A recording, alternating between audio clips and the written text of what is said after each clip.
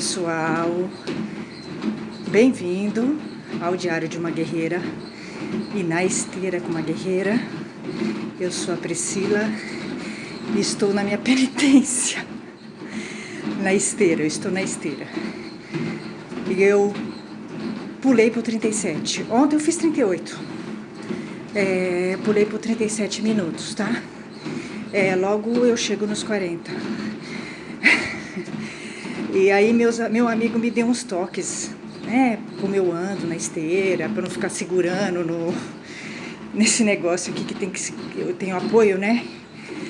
Então eu tô tentando. É mais difícil andar sem segurar no apoio, tá? Mas eu tô tentando. Bom, gente, eu tô fazendo. Tô feliz, tô me sentindo bem, a esteira me ajuda bastante. Ela me dá uma desestressada, me relaxa. Ela dá um bem-estar, tá? Um bem-estar, ainda mais nessa época que a gente tá vivendo, né? De pandemia. Porque eu tô ficando muito restrita também, né? Em casa. Então, faço, assim, as coisas necessárias. Eu tava pensando que é o primeiro Natal... É o primeiro Natal e a primeira virada de ano que eu passo sem estar em nenhum dojo. É a primeira vez. Desde 2014, que eu comecei na arte marcial, em 2014. Na verdade, eu comecei antes. Mas essa segunda fase, eu comecei em 2014. Todos os natais e anos novos, eu estava num dojo. Eu estava treinando uma arte marcial. Então é a primeira vez, é o primeiro ano que eu passo sem estar em dojo nenhum, né? Sem ter uma ligação com algum dojo e com uma arte marcial. É estranho, tá? É estranho, eu fui pensando nisso. Mas por outro lado, eu acho que é o primeiro ano que eu passo com a sensação de que eu realmente encontrei um sensei. É estranho, né? Eu disse pra vocês que eu encontrei um sensei. Eu gosto dele. A gente conversa sempre, né? Ele sempre manda mensagem pra ver como eu tô. Eu mando pra ele. É uma pessoa muito bacana. Gosto bastante dele. Eu acho que pela primeira vez eu encontrei um sensei. Realmente, eu sinto que eu encontrei um sensei pela primeira vez. Eu consigo... eu já considero ele meu sensei. Eu considero ele meu sensei. Eu acho que tem um pouco disso. Tenho a impressão que todos os senseis que eu tive, eu não os considerava meus senseis. Eu acho que para uma pessoa ser seu sensei, você tem que considerá-lo seu sensei. Eu acho que eu nunca considerei. Eu sabia que ele era sensei, mas eu não o considerava meu sensei. Era como se eu não o tivesse elegido como meu sensei, tá? É estranho, mas é verdade. E acho que pela primeira vez eu sinto que eu tenho um sensei. Porque eu nunca senti, né? Isso. Mesmo estando em dojos e treinando. Agora eu sinto que eu tenho um sensei. Uma pessoa humana, bacana. Acho que finalmente encontrei um sensei, né? Então eu tô feliz. Eu acho que existem perspectivas boas pra mim, tá? Com esse sensei. Existem perspectivas boas, né? Mas todos os natais e anos, eu estava em dojos. Eu estava treinando. Eu estava envolvida com algum dojo, né? O primeiro ano, né? O primeiro Natal em que eu estava envolvida com dojos foi em 2014. De 2014 para 2015 foi quando eu estava no meu primeiro dojo de Aikido, que foi o sensei de Aikido, o Carrapatex, aquele que deu problema, que vocês já sabem, né? Da Makotex. Então foi o primeiro dojo em que eu estava, que eu entrei, né? Quando eu comecei a fazer Aikido. E eu me lembro que foi Natal. Eu entrei em outubro e pegou a fase do Natal, tá? E aí foi quando ele inventou, né, de convidar todo mundo para comer pizza, né, aquela vez da pizza. E aí eu não fui. Eu não fui pelo seguinte, tava chovendo, né? Tava chovendo muito, era perto da minha casa até. Era meio longe, não era muito perto, tá? Eu ia ter que caminhar, eu ia a pé. Tava chovendo. Eu tinha já jantado, porque eu tenho horário para jantar, né? Eu tinha jantado, tá? E aí eu comecei a ficar desanimada para ir, tá? E eu sei que eles ligaram, porque o meu telefone tocou e eu não atendi, tá? Eu pensei em ir, mas depois eu desisti de ir. Né? Então foi dessa vez, que foi o primeiro Natal, primeiro ano que eu passei, né? Natal, Ano Novo, em que eu estava no dojo, tá? Eu me lembro que depois ele ficou perguntando por que eu não fui. Aí eu disfarcei, né? Tá? Então, me lembro disso. Depois nos outros dojos, sempre foi muito complicado, tá? Na verdade, eles nunca me convidavam pra nada no outro dojo. O dojo que eu fiquei mais tempo, de Aikido, e que eu não me dava com eles, né? Não tinha um relacionamento bom, mas que eu nunca tive, né? E eles não convidavam, tá? No segundo dojo, no dojo que eu fiquei mais tempo, eles nunca me convidaram pra nada, né? Então eles faziam reuniões de Natal e tal, mas eles não me convidavam. Eu nunca fez muita falta pra mim, pra ser sincera, tá? Aí eu me lembro que depois passou um tempo, eu já tava há um tempo nesse dojo, né? E aí, o professor, eu tinha 2 senseis, que eu falei pra vocês, né? Tinha o japonês, que era o dono do dojo, e tinha o sensei de domingo, que era o meu sensei. Era quem me dava aula, tá? E esse sensei, o de domingo, ele me convidou. Foi um ano antes de eu sair desse dojo, tá? Acho que foi em 2018. Em 2018, ele me convidou para ir, né, nessa reunião que eles iam fazer. Não, o pessoal do dojo não me convidou. Quem me convidou foi o sensei de domingo, né, que era meu sensei. Mas eu não quis ir, né? E aí esse sensei de domingo, então acho que foi em 2018, que ele tava meu amigo já, tá? Foi uma época que eu estava amiga dele. Ele me convidou, ele sugeriu, né, da gente sair, né, com eles, ou sei lá, passar o ano novo, que é uma coisa que eu nunca entendi, tá? Nunca entendi qual era desse sensei. Mas enfim, assim. Mas e o ano passado, eu estava com o pessoal do Ninja Fake. Tava tudo bem, tá? Não tinha acontecido nada ainda. E aí no Natal, no Ano Novo, eu me lembro que antes de terminar a aula, né, do Natal, o sensei Galinácio Júnior convidou todo mundo para ir tomar um suco numa lanchonete, depois da aula, tá? Aí eu lembro que eu fui, ele comeu aqueles espetinhos de carne, aquela coisa horrível, horrorosa, mas foi bom. Foi bom porque naquela época eu tava bem com eles, né? Eu tava bem, eu não tinha descoberto ainda quem eram eles, né, de verdade. Não tinha dado a confusão. Então, todos os natais e anos, eu estava no dojo. Eu estava em algum dojo treinando, então eu tinha aquelas festinhas de despedida, essas coisas, né? Mas eu nunca fui muito de participar disso, tá? Eu nunca fui muito, né? Porque meu relacionamento com os marciais nunca foi muito bom, tá? Era um relacionamento mais de treino, né? Então eu me lembro disso, sim. É estranho estar sem dojo. Dá uma sensação, dá uma falta, tá? Dá uma falta. Apesar, né? Das confusões todas, deles serem machistas e tal.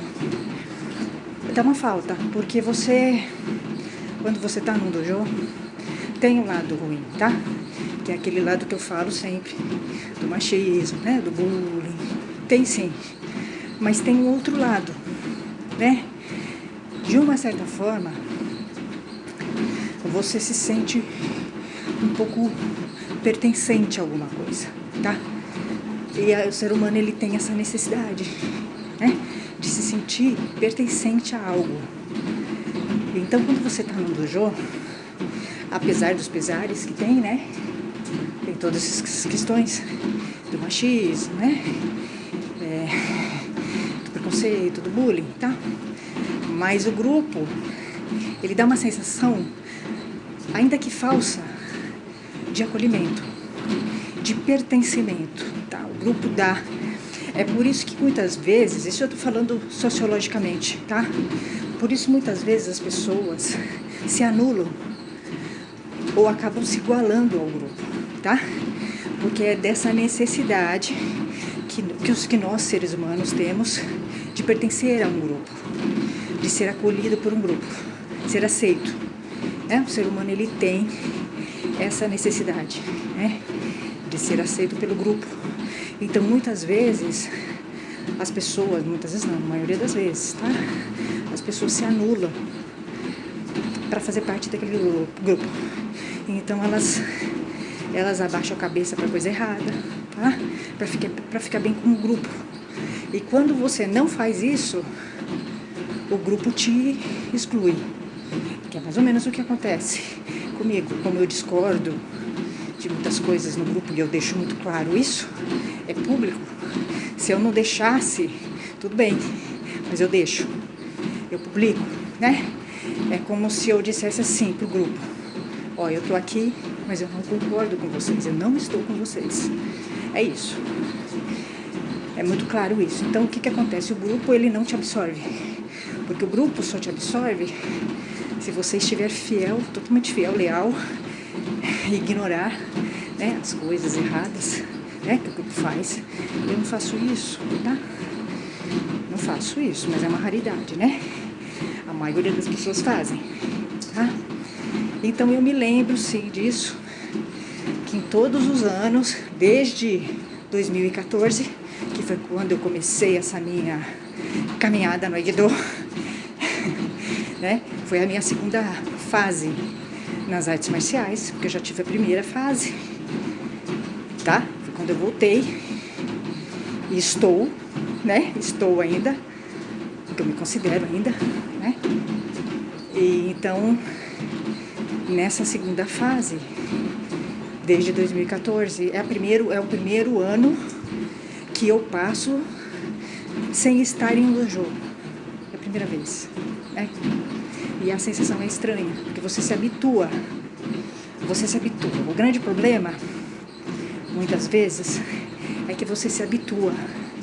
E você, não é que você sente falta das pessoas, você sente falta do hábito, né? Porque a gente se apega ao hábito, né? Ao hábito.